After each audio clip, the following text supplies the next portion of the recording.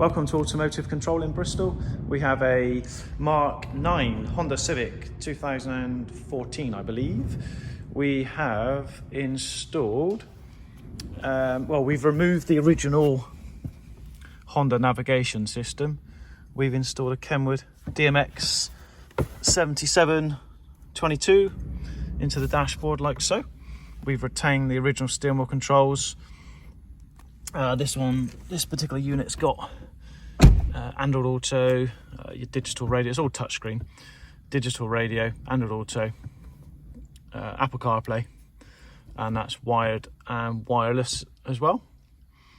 This vehicle also had the reversing camera coming up through the top display, so we've retained that functionality. Also, you still have access to the menu at the top, the trip computer, etc. So you can still access all of that.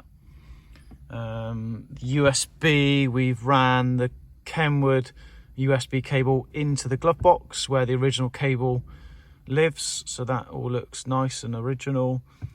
This was all installed at our workshop in Bristol, around about sort of 2.5 hours roughly to do this type of installation, start to finish. And at the moment, these Kenwood units are coming with a 3-year warranty.